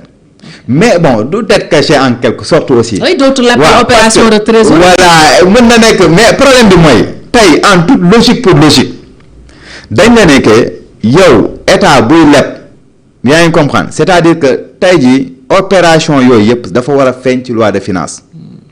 loi de finance boobu moo lay autoriser nga dem di am ay recettes wala di exécuter say dépenses te loi de finance boobu su amee déficit mooy permettre président de la république mu assemblée ci boppam. may ko mu mën a dem lépp bor boobu noonu te muy manqué. pour ñëw mën a doxal say politiques publiques mooy le déficit budgétaire. yaa ngi comprendre donc moment boobu lañ koy permettre le président de la république donc ministre des finances war ko doxal. waaye léegi bu fekkee ni dañuy dem di leb. te amul benn traçabilité ci loi de finance boobu. léegi loolu la ñuy tuddee ne dette bi dette cachée la maintenant nag sur le plan politique dañ ci am beneen jàngat. yaa ngi comprendre mooy que boo ko waxee sénégalais yi sénégalais bi dafay jàpp ni dette bi gars yi dañ ko dóor dugal ko seen poste daw ak moom. loolu Ousmane Sonko wax wala waxul lool. ah man xaw ma lu mu wax dañu détourné 7000 milliards yi loolu la waxoon. non xam nga détourné 7000 milliards loolu mënta ne mais yéen bi mu ko waxee yéen weddiwu leen ko de. xam nga man mooy li may expliquer xam nga c'est un peu complexe tey xam nga booy ñëw di wax. non loolu moom ñëw leen taxaw Sénégalais yi non. Soxna Badou fii moom ku fi toog ba tey jii daan ñu dette bi lii ak lee noo xalaatuma ci woon lii kenn du ko dégg. non loolu lu wér la parce que waxal dette cachée déclaration boobu li mu indi réew mi. non dëgg la ba tey jii FMI ñëw fii d'ailleurs dinañ ci ñëw léegi les conclusions de la mission. ah non Soxna Fatou man yow xam nga ci gis-gis bu ma ci mësa am te mësuma ko nëbb. man dama gëm ni que tey bor bu Sénégal di def je suis un légaliste man bugguma ñuy jalgati yoon. yaa ngi dégg moo tax ma gëm ni que bor bi ñuy lebit waroon na feeñ ci loi de finances yi ñi nga xam ne ñu ngi koy yóbbu assemblée nationale ñu leen koy votel daf ci war a feeñ bu ci feeñulee rek déjà y a un problème donc man je suis à l'aise pour mën ko défendre. yaa ngi comprendre te ñun ñoo toogoon fii nag wax dëgg fa yàlla ba léegi di défendre dette cachée bi mais nag dernière sortie premier ministre bi vraiment man non ba ma ko déggee man honnêtement man dama am lu ma rus ba pare dama am lu ma naqari. Peut-être conception bi mu ci amoon peut-être xëy na daf ci xaw a dellu ginnaaw kon. Ousmane Sonko waaw par rapport ak dette bi nu mu ko doon waxee jamono boobu noonu en 2024. on croit toujours à la dette cachée hein. waaw mais dette cachée am na. bon c'est que yéenay bëgg di employer dette cachée quoi mais c'est des dettes hors circuit budgétaire loolu loo xam ni prévoir ñu ko ci budget bi loolu am na. des opérations de trésorerie yoo xam ne aussi bu dee ñoom moom lañ jàppee dette cachée waa APR et certains observateurs dañ koy réfuter. non xam nga ça se fait et même ce régime là. ñàkkul ñu ngi koy def. xam nga ñaar la. ngay xaar 100 milliards bu war a ñëw fin du mois nga ne banque bi bon lebal ma foofu 50 milliards su lee ñëwee ma jox la ça c'est une opération de trésorerie. waaw xam nga am na ay opération de trésorerie par exemple tey boo demee ci loi de finance dafa am ñaar yi mooy le budget et les opérations de trésorerie yaa ngi comprendre c'est-à-dire ñaar yooyu yëpp ay documents la yuy bokk ci loi de finance initiale bi nga xam ne dañ koy voter à l'Assemblée nationale boobu mooy répertorier même déficit bi nga xam ne nga war a mën a am ci budget bi ci budget bi mais opération de trésorerie maanaam dafay feeñ ci loi de finance bi xam nga lu tax loolu moo lay permettre ñu xam sa besoin de financement xam nga déficit xam nga lu tax bor bi di yegg fu muy yegg des fois ñu ne la Sénégal leb na 5000 milliards ren wala 4000 milliards xam nga déficit bi su nekkee 1600 milliards par exemple ñu ne la leb nañ par exemple 4000 milliards c'est parce que déficit bi ak un besoin de financement bi la ñuy boole yaa ngi comprendre mu toll foofu mais besoin de financement boobu des fois ci opération de trésorerie boobu noonu les comptes spéciaux yooyu dafay ñëw ci deuxième document boobu fa lay feeñe mais pas dans le budget en quelque sorte yaa ngi comprendre donc ñaari documents yooyu yëpp nag la ñuy boole ci loi de finance ñu yóbbu ko assemblée pour voter ko nga xam ne dañuy permettre le président de la république maanaam besoin déficit bi ak besoin de financement bi mu mën a am autorisation assemblée nationale député yi permettre ko mu dem def bor noonu lay demee. est-ce que du bu ñu recalculer. léegi nag loolu moo gonfler alors la dette. non effectivement loolu mooy gonfler des fois la dette bi da ngay gis ñu ne la. et loolu ñoom jàpp nañ ne c'est pas normal hein, le régime sortant. que ça ne doit pas se calculer comme ça parce que lële waruñu ko ci boole. xam nga c'est des opérations de trésorerie yoo xam ni c'est que dafay changer. en tout cas ça reste une question. mais li ma gëm mooy certes tey jii ay entités étatiques mën nañ def ay bor par exemple nga jël par exemple Sogepa wala beneen entreprise nationale rek wala yu demee noonu. Sénélec par exemple Sénélec mën na def ay bor yaa ngi dégg ak yeneen créanciers. mais loolu tey jii ki koy couvrir état moo koy garantir parce que état dafa am benn compte boo xam ni maanaam ñu ngi koy tuddee sax compte garantie et aval tey jii maanaam ci comptes spéciaux du trésor yi nga xam ni que état mooy garantir maanaam dette yooyu su ko société bi warul mën a fay état moo koy jël en compte amaana yooyu yëpp lañ jël dugal ko ci xëy na moo tax mu gonfler yegg fu mu yegg mais tamit ñoom ils sont autonomes tey jii pour mën a dem def yenn bor yi man noonu laa ko gisee mais dette hors circuit budgétaire moom wax dëgg fa yàlla am na loo xam ni feeñul maintenant nag bu fekkee ni ay procédures yoo xam ni finance da ko daan utiliser pour mobiliser ay recettes ak ay fonds man gisuma ci pour man benn jafe-jafe quoi. léegi les premiers présidents cour des comptes wax nag. amu ci li mu wax dëgg la rapport Cour des comptes boobu mosoo ci gis dette cachée. amul dette cachée mais gis nga ci ay maanaam vice de forme ak procédure. loolu moom am na ci moom. ba digle woon joxe woon ay recommandations. mais nag léegi ñun. loolu la surtout la gestion des chiffres. gestion des chiffres yenn fonds yi ak maanaam yenn comptes yi sax yu bizarre yoo xam ne mu ngi ci. am ay milliards yoo xam ne ni ñu ko utiliser c'est pas raisonnable maanaam dafay am ay vices de procédure. loolu lépp du yoon. mais moo tax ñu dénoncé ko mais amul fenn foo xam ne dañ fay bind maanaam dette cachée kay gars yi ñooy utiliser terme boobu rek pour wax ni que ni fii xëy na def nañu ay opération yoo xam ne warul woon jaare noonu loolu kese la loolu lay signifier. Serigne Gueye Diop ministre de l'industrie et du commerce wax na Bloomberg que Sénégal peut-être pare nañu pour ubbeeku ci ay waxtaan yu jëm ci restructuration boo xam ne Ousmane Sonko avertir na ci alerté na ci surtout biñ taxawalee gouvernement bi ba muy def sa conférence de presse est-ce que nekkul bu dee yegg nañ ci seen régime lu mën a jur confrontation directe maintenant entre l'Assemblée nationale et le pouvoir exécutif pour ne pas dire Sonko ak Diomaye. waaw mais xam nga bu fekkee ni tey en matière de finances publiques restructuration boobu de la dette là moo ñuy permettre ñu mën cee génn parce que nag quoi qu'on puisse dire actuellement ñu ngi def ay avancées yu bari par rapport ak déficit bi. mais taux d'endettement bi ba léegi dafa diis.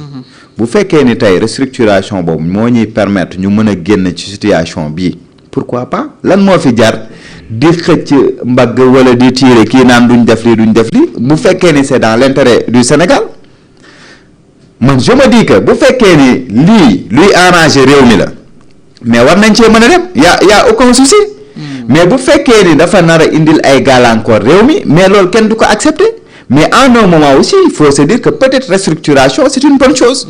pour mën cee génn pour tey jii maanaam tey jii amaat suffisamment de fonds yoo xam ne nañ ko mën a injecté waat ci secteur privé bi mu mën a relancer waat maanaam secteur yu bari yi nga xam ne actuellement ñu ngi sooxe. ñi nga xam ne soxla nañ ay financement aussi. FMI sax la wax oui. FMI loolu la wax. waaw maintenant léegi lan la ci l'économie sénégalaise reste très vulnérable. oui par rapport surtout au choc. yi jógee extérieur la guerre évidemment en Orient ak yeneen. waaw loolu moom Sénégal moom nous sommes toujours sur le plan économique vulnérable moo tax ñun à chaque fois les chocs extérieurs dañ koy sentir moo tax ñun suñu économie c'est vulnérable depuis jamonoy Macky Sall. mais jamono ji la gën a doy waar bu ñuy wax dette cachée ak taux d'endettement boo xam ne c'est plus de 130% mais c'est compliqué c'est très compliqué loolu war a xam ne waru woon dépasser 70% ñu ngi def ay efforts. mais gis nga ni que ba léegi am na ay jafe-jafe ci fay bor bi le plus souvent dañuy fay bor lépp pour mën a éponger yenn dettes yi. maintenant tey bu ñu demee ci restructuration ñu ne dañ ñuy yokkal échéance yu ñu koy fayee xam nga ni loolu lu yenu maanaa la. loo xam ne de quoi. très bien xam nga problème bi léegi lan la c'est que nag en contrepartie lan xam nga ñun bu ñu ko déggee te filets sociaux yooyu souvent FMI fa lay tegee dictaawam. waaw d'accord mais le président de la République loolu maanaam priorité la ci moom politique sociale moom priorité la ci moom bakkanam la ci teg. kon est-ce que dina mën a déggoo ak FMI. moo tax ñu ngi continuer di waxtaan et je pense que. dinañ trouver mission bi jeex le 19 FMI def na communiqué. tey mission bi jeex le 19 pratiquement liñ daan wax rek lañ wax du 15 au 19 lañ ko def mais ba léegi ñu ngi ci ay promesses de peut-être renouer avec un nouveau programme ak yooyu mais rien de concret jusque-là juin jeex na alors que pour certains juin était le mois de l'espoir mais boo xoolee seen communiqué bi en tout cas. Ils ont été très diplomatiques comme d'habitude. Oui, mais il n'y a rien de nouveau sous le soleil. Non, man je sais. Man Soxna Wally li mës naa la ko boo fàttalee ma ne la lii dëkk ba mu amoon toog nañ plus de 5 ans avant ñu jotaat. saa yi ñu ñëwee wax la de manière diplomatique. voilà diplomatique voilà mais quand même il faut reconnaître que gouvernement bi aussi mu ngi def ay pas yu am solo gis nga ñu créer benn direction bu bees par rapport ak la gestion de la dette là. créé ci ay sous-direction yu bari. donc loolu sax FMI rafetlu na ko. donc loolu c'est dans le cadre. 29 nominations yi am. waaw am na waaw yoo xam ne c'est très technique. ak direction bu bees bi ñu créé pour la gestion de la dette. pour man ça tend vers l'efficacité. l'une des principales inquiétudes voilà donc maanaam voilà de la dette. nga xam ni maanaam nee na données erronées yooyu. dootul mën a am te lu am solo la. gis nga ñoom ba léegi tuddeewuñ ko dette cachée. données erronées lañ wax. même seen données erronées rek la ñuy wax. ils ont parlé de données erronées parce que en réalité c'est des données que yoo xam ne ñun ñoo ko war a transmettre ñoom loolu lañ leen transmettrewul. voilà donc loolu la en quelque sorte c'est des données erronées. léegi nag tey bu ñu defee benn direction boo xam ni maanaam dina am traçabilité ci dette bi dina am. lisibilité finance publique dina am transparence mais je pense que ay pas la yoo xam ne nii gouvernement mu ngi koy def ñoom bu ñu gisee loolu rek waroon xam ni que def nañ ci lu am solo ñu fexe ñu jàppale aussi par rapport ak loolu noonu man loolu laa gëm. ñu génn ci nguuta gi ñu ne. man daal nuñ mën ci génnee ci nguuta gi pour man baax na. sans pour autant sonal sénégalais yi. te je sais que le président de la république ci loolu la ne du indi lenn loo xam ne nii dina gàllankoor. maanaam les couches vulnérables yi nga xam ne nii déjà bu doon mu ngi ci loolu dund gi du ko jéem a wàññi du wàññi carburant bi du wàññi électricité bi du indiwaat bourse de sécurité sociale yi. donc bu premier ministre waxee koy mën a supporter ba kañ. bu premier ministre waxee ni moom. wax na ba sonn pour mu restructuration bañ a am wala yu demee noonu je pense que restructuration c'est bu fekkee ni c'est dans l'intérêt du pays. il y a pas de souci et je sais que le président de la République dina jël maanaam décision boo xam ne nii mooy arranger Sénégalais yi ça moom je suis fan yi commencé waat nañu dund coupure alors que ñu ngi ci début été bu fekkee tam da ngay subventionner pour après que déficit bi di continuer parce que la Sénélec traîne un déficit de en mégawatt yoo xam ne day impacter ci distribution courant bi soo naree di subventionner Sénélec kon ne di am problème est-ce que mën na wéy. waaw mais bon suupa Sénélec je pense que ñun Sénégal tey président de la République am na yenn programme yoo xam ne Macky Sall daf leen fi bàyyiloon Sénélec buy jaay courant mais tey ay waxu déficit la ñuy wax. ay waxi lan. déficit non du question de déficit. mais xam nga ñun nee naa la dañu am suñu vision di ci dox tey ñun ñu ngi exploiter.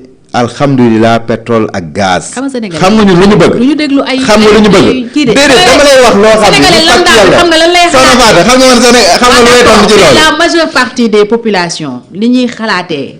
mooy ñun kat Macky Sall bi mu fiy jógee. coupure courant moom c'était derrière. waaw mais courant dafa daan coupé soxna Fatou. non mais pas comme fan yii ni mu commencé fan yii courant bi mi ngi coupé. xanaa côté bii la. côté bii la. non la banlieue surtout. mu ngi coupé lu bari dañuy toog pratiquement demi-journée duñu am courant. non loolu moom du lu normal. mais amoon na ay travaux dafa mel ni. amoon na ay travaux bon man de fa ma dëkk moom wax dëgg coupé wul xëy na moo tax sentir ma ko mais xëy na peut-être mu nekkoon ay travaux yi ñu def mais dama ne. espérons. non loolu man dafa mel ni gis naa benn communiqué bu Sénélec par rapport ak coupure yi ci loolu yenn zones yi c'est par rapport ak. des informations de déficit circulent hein. waaw d'accord mais li ma mën a wax par rapport ak loolu mooy delluwuñ gannaaw par rapport ak. fa ñu jëlee réew mi au contraire dañoo avancé te ñun nee naa la vision bi ñu am mooy mën a transformer sunu pétrole bii avec SAR 2.0 bi nga xam ne tey jii ñu ngi ci nekk. la deuxième raffinerie. waaw raffinerie bi nga xam ne dina mën a transformer sunu pétrole bi ba ñu mën ko utiliser sunu bopp nga xam ni maanaam électricité fépp dinañ ko am njëgu électricité soxna Fatou wàññeeku na mais y a autre chose gis nga en période de canicule chaleur bi su duggee été. loolu moom soxna Fatou. consommation bi day yokku day am déficit te coupure day am mais loolu même jamonoy Macky Sall dafa daan am. soxna Fatou fii dañ daan jamonoy Macky courant tàngoor moom courant day coupé. yokkute courant lañ daan jooy en période d'été. yokkute courant mais des fois waaw mais ak coupure day am délestage mais pas man sentiruma nag honnêtement délestage. man de fa ma dëkk maa ngi dëkk parcelle. kon daa yegseegul ci yéen. xëy na non xëy na yegseegul mais je sais que ni su fekkee ni délestage it am na. comme lu métti yooyu. non c'est par rapport à des travaux yi nga xam ne Sénélec mu ngi koy mëne mais non par rapport ak ay déficit déjà président tey dem na rek ñu war a électrifier encore tey ji dëkk yu bari fële ca Allemagne ñu ngi signé ay convention yu bari donc nañ rafet njortu. xam ni président fi mu ñu jëmee fu neex la. ci Sénégalais yépp dinañ ci gis seen bopp. surtout nag bu ñëwee ba jox ko deuxième mandat déjà préalable yi mu teg bu président de la République Bassirou Diomaye Faye amee deuxième mandat. Sénégalais yi dinañ xam ni que maanaam liggéey àndut ak wax ju bari. waaw li muy def ci premier mandat bi aussi xam ngeen ne moo koy may deuxième mandat. mais def na lu bari. cin bu naree neex suba xëy. mais cin bi mu ngi bax bay neex. lan la xëy di xeeñ lu neex nga ne ma. 2 ans yi nga ne ma yow sénégalais yëpp a ngi jooy si 2 ans yi. non xam nga ça dépend ci ban sénégalais mooy jooy. mais man sénégalais. ban sénégalais voilà sénégalais yi nekk au pouvoir moom yëguñu ne réew mi. non.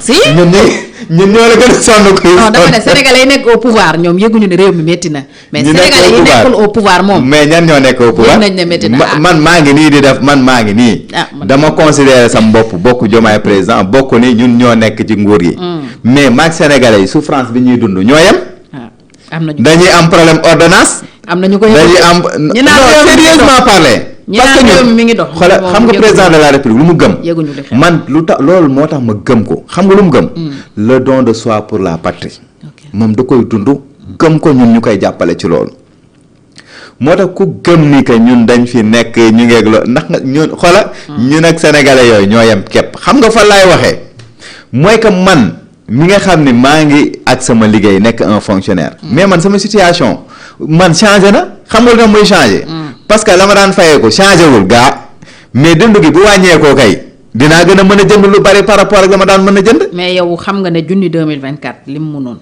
junni 2026 mënu ko. loolu ankay ah ouais junni 2024. ñun ñii dem bu fekkee waral nga cee mën a jënd ñaari kilo xaw ma ñaata kilo ceeb. mais jàppal ni junni boobu jamono ji ceeb ba nga ca mën a jënd ci ay kilo. ëpp na fuuf ceeb ba nga mën naan jënd. xam nga ne du tey su ma par exemple ma jox la benn exemple rek ma jox la benn exemple tey su ma amee 500 francs moo war ci jëndi ay kilo mburu ñaata la 150 tey jii donc dinaa ci am ñetti kilo mburu mais jamonoy Macky Sall boo amee téeméer doo ci am ñetti kilo mburu wàññeekoo leneen yokku na fa. diwlin par exemple yokku na. ndawal yokku na. mais diwlin wàññi nañ ci lu mat 100 francs. non mais diwlin yokkaat na. man de ci lu ma jotoon gis. wàññi nañ ci lu mat 100 francs. ndawal yokku na. waaw jën yi ngeen waxoon day tuuru ba ñu koy for xaw ma lan kenn da leen a gisatul far lañ ca daan gis sax nee na mes kenn gisatu ci dara yéen lu ngeen ñu jox gauche jël ngeen ko droite. non sama baatu nag. boo demee si surface yi ñu naan la joxeel 100 francs la sénégalais yi sonn de boutique yi lu ñu doon jaay teg nañ ci dara. non soxna Fatou ndax bu ñu demee ca grossiste. waaw mais d'accord damay waxal sénégalais yi. non xam naa ne yow te man ci laa bokk man ci ñu sonn ñu. xam nga man li may ree mooy soxna Fatou yow sénégalais yi d'accord. waaw ñoom c'est par rapport ak yenn wax non yow xam nga li ma lay wax yow. non ne leen man li may wax na leer na ma de ñoom c'est par rapport ak yenn wax yi la ñuy wax mais man dama naan sénégalais man dama naan sénégalais man xam naa ne yow xam nga li may wax. sénégalais yi. boo leen demee ci projet Bassirou Diomaye Faye. mooy projet yoonu dëgg bi. projet bi day mooy livre am boobu tudd la projet. am 273 pages. mooy vision Sénégal 2050. mooy pas référentiel bi mooy projet bu mu demee kii élection quoi. d'accord. le projet bi ngeen présenté woon. bi ñu présenté woon Sénégalais yi. voilà fële benn hôtel. léegi nañ dem ñu lire maanaam livre ba. ñu xool ndax li Bassirou Diomaye Faye léegi dinaa la indi livre bi ma may la te dinaa ne waat coalition bi nañ taxaw ci génne waat livre boobu noonu ñu produire ko suffisamment jox ko Sénégalais yi. Sénégalais yi def ko seen téere xool li ngeen di def. waaw non dafa am solo Sénégalais yi def ko seen téere. xool ndax le président Bassirou Diomaye Faye dafa wàcc projet bi ndax wala wàccul projet bi bis buñ ko liiree dinañ xam ne ñeneen ñee wàcc projet bi mais moom ci lu mu diggee woon Sénégalais yi ba léegi mu ngi ci mais soxna Fatou président de la République gis nga couche défavorisée yi mu ngi leen di dimbali bu baax a baax a baax tey ñi nekk ci àll bay engrais bi bañ ñëwee def nañ ci lu ama am solo. mais gis nga ñi tuuroon seen soble yeeg seen yooyu ndax. jarul waaw mais xam nga maanaam gerte gi tam dafa lamb. seen politique waaw mais moo tax mu am ingéniosité tijjiwaat ko chinois yi ñëw jënd excédent bi loolu mooy état li ñu war a def kay mooy affaire yi pas à pas la ñu ngi ci liggéey ñu ngi teg préalable yi. gis nga préalable yi mooy fondation yi nga xam ne war nañ ko mën a teg pour bis bu ñu demee ci deuxième mandat. nga xam ni xaar ba deuxième mandat. non mais commencé na Soxna Fatou mburu mi wàññeeku na Soxna Fatou. allez 25 francs ceeb bi wàññeeku na. non waa mais dawlin wàññeeku na. non dawlin mu wàññeeku. Soxna Fatou yooyu yëpp essence wàññeeku na. waa mais essence wàññeeku na d'accord nga ci loolu. essence wàññeeku na. essence pour ñi am oto. transporteur non mais ñiy liggéey. xam nga ni est-ce que xam nga ni secteur comment on appelle ça naka. transport en commun bi secteur tertiaire bi mais secteur tertiaire bi jàpp xam nga ni li muy employé ci sénégalais. moo ëpp fuuf li yeneen secteurs yi employé sauf peut-être xëy na secteur primaire bi ngeen waxoon vous avez du mal à le faire mais d'accord mais de toute façon wàññi nañ ko mais ñii liggéey ci transport bi maanaam ñoom seen i bénéfice gën na yokk. ñooñu ñaata xam nga ñooñu wàññiwuñ transport ñooñu ñaata lañ waaw. mais moom laa lay wax ñu bari lañ. oui mais l'État n'a pas peut-être joué ci loolu ba ñu wàññi le transport sénégalais yëpp mun ci bénéficier wu donc. waaw wàññi bi moom c'est pour benn catégorie. xam nga lu tax mais tey da ngay dem ci couche sociale bi société bi ñiy def transport soxna Fatou ñiy dawal taxi ñiy dawal clando ñiy dawal yeneen ak yeneen yangoo kërëng yeneen yëpp mu ngi fi mais ñoom bu ñu leen teggilee loolu ci seen njëgu gasoil c'est des bénéfices mais seen pour ñoom pouvoir d'achat dafay yokku loolu dafay dem seen njaboot maanaam lu mu doon mën dafay gën a yokku lan moo tax loolu duñ ko wax ñu ne président mu ngi def réalisation extraordinaire waaw loolu ça coule de source mais léegi nag waa léegi ki doon fay 150 bala muy yëg ne wàññi nañu waaw parce que xam nga loolu catégorie benn la mais ñi nga xam ne dañuy xëy chaque jour di jël transport en commun man loolu lu ma d'accord la waaw ñooñu waroon nañoo yëg ne wàññi am na li ma d'accord mooy que bu essence wàññeekoo transport dafa war a wàññi mais ñu ne la baisse n'est pas conséquente moo tax mënuñu wàññi bu la baisse n'est pas ñuy wax transporteurs yi ñoo nga wax 70 francs nag par litre c'est la raison avancée pour bañ a wàññi 70 francs par litre multiplier ko ak ñaata litre la ñuy soxla par jour dans le mois ñaata la dans l'année c'est combien c'est que tey même bu mburu doon jar fukki dërëm di nga gis ñu ne la président liggéeyul bu dawlin doon jar litre xawma téeméer di nga gis ñu ne la président de la République waaw am na loo xam ne moom suy jar dërëm sax day gis cher nga ci nit président de la parce que ki République amul dërëm day cher ci moom tout à fait moo tax nag nit même kilifa kër bu defee sax benn effort bu ndaw nañ ko ne waaw góor wax dëgg fa yàlla li nga def baax na mais ñu ngi lay sonjaat nga gën a góorgóorlu tey le président de la République pour ñun loolu lañ ko war a wax ne ko waaw góor gis nañ fi nga jëlee Sénégal ci 2 ans yi gis nañ fi nga ko yóbbu ci 2 ans yi xam nañ ni jële nga ñu ci point A ci safaan bi commencé ñu yóbbu ci àjjana ci lañ jëm te ñu ngi ci yoon bi léegi gën a góorgóorlu non léegi mu neex moo tax ma ne la yow xëy na yaa ngi gisul mais léegi mu gën a neex parce que tey yow ni ngay wax nii Soxna Fatou am na ñoo xam ni waxuñu ko tey am na ay jeunes yoo xam ne amuñu woon liggéey avant Bassirou Diomaye Faye di ñëw tout comme am na ñoo xam ne aussi dañu amoon liggéey bi Bassirou Diomaye Faye waaw mais bariwul liggéey ah oui non plus de 30 personnes wax wala gars yi mënuñu la jox benn donnée bu fiable non bëri na mais am na benn association xale ñi ñu dàq bëri nañ de yooyu yëpp ay tappale la. ah non plus de 30 pères de famille non faut pas minimiser. non c'est un drame social mais bariwul xam nga man. et puis benn liggéeykat boo dàq xamal ne peut-être fukki nit yu nekkoon si ginnaawam. xam nga président coupé nga liñ doon am. xam nga président ngeen ñëw dagg les bourses sociales naan da ngeen di auditer. non il fallait que ñu xoolaat. keroog ngeen wax ne da ngeen di commencer fay. mais d'accord mais Soxna Fatou dëkk bi li fi nekkoon dafa doy waar instant yi ci defaraat. pante bi est-ce que c'était la bonne stratégie. parce que ñooñu noonu liñ dagg seen bourse toog yuuxu nañ ko fu nekk. ndax nit moom bu dee dërëm lay am sax par weer. mënal na ko dara bu ko xëyee ñàkk ko day faaw nga toj ay nen Soxna Fatou faaw nga toj ay nen dina saf. ngeen ñëw arrêter le secteur du BTP. président de la République wax na ko. nee na ñun plat bi ñu commandé dafa wex xàtt. yoreel entreprise yi seen xaalis. mais nee na dinañ ko fay chaque conseil des ministres ñu wax épurement de la dette. non entrepreneur yaa ngi yuuxu ba léegi dina am secteur BTP bi dina commencé waat suqaliku maanaam manœuvre ya fa daan am ak ñëpp sénégalais yi nga xam ne jàppuñu ci loolu mais dinañ commencé waat. léegi nag loolu yëpp xew en 2 ans ñu bëri loru ci ngeen jàpp ne 2 ans yi. mais 2 ans yi par contre bu loolu yenn yi amee ay gàllankoor te nee naa la gàllankoor yooyu man du ma ko xeeb parce que mooy li nga wax nag dëgg la. benn nit sax nag bu ndaw benn nit bu ñàkk liggéeyam. dañ koy naqarlu mais aussi. fi benn nit ñàkkee liggéeyam jàppal ni recruter nañ fa lu bari dans la fonction publique aussi. recrutement yi taxu ko demee noonu ah mais si tey ci enseignement rek recruter nañ ci maanaam plus de. c'est pas plus de 9000 hein le. waaw d'accord. oui mais 9000 da nga ko Soxna Fatou. non je parle du enseignement rek laa wax rapport trimestriel. waaw budgétaire su ma juumul. waaw mais 2 ans yi. rapport trimestriel yi bon j'ai pas les chiffres pour les 2 ans.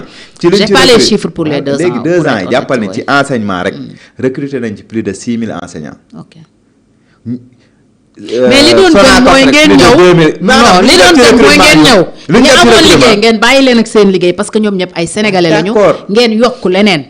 mais Soxna Fatou ñun dañ fi fekk dàq ñu bëri pour jël ñeneen c'est du grand remplacement hein. loolu moom d'accorduma ci. xam nga man lu ma gëm que tey les établissements publics là ay établissement public ay entreprise lañ national yoo xam ne dañu war a def ay bénéfices état bi di ci am ay dividendes nga xam ne dinañ ko investiraat ci politique sociale yi léegi man li ma gëm mooy c'était dans le cadre de redresser ces établissements tey boo jëlee poste mais poste ba léegi dañuy am ay difficultés. poste moom seen difficulté yàgg na fi. waaw moom laa lay expliquer xam nga poste. mais am na feneen fu ñu dàq pour des raisons économiques. waa léegi pour des raisons économiques recruter. mais di nga dàq. c'était du grand remplacement. di nga waaw man xaw ma man. non il faut le reconnaître. loolu non mais man xaw nga aw ma données yëpp. pour ne dañu dàq pour remplacer wala yu demee noonu man li ma gëm mooy ils sont en train de redresser seen boîte yooyu noonu suñ ko redresser am nañ plein droit ba ñu mën a comment on appelle ça dynamique dinañ mën a recruter waat même lu ëpp lañ fa jëlee c'était ça l'objectif maintenant bu fekkee ne nag dafa am remplacement man aw ma information boobu xëy na yow journaliste di nga ko am parce que yéenay dugg di génn loolu fu ñu ko gis dañ koy dénoncer te président de la république santu leen loolu.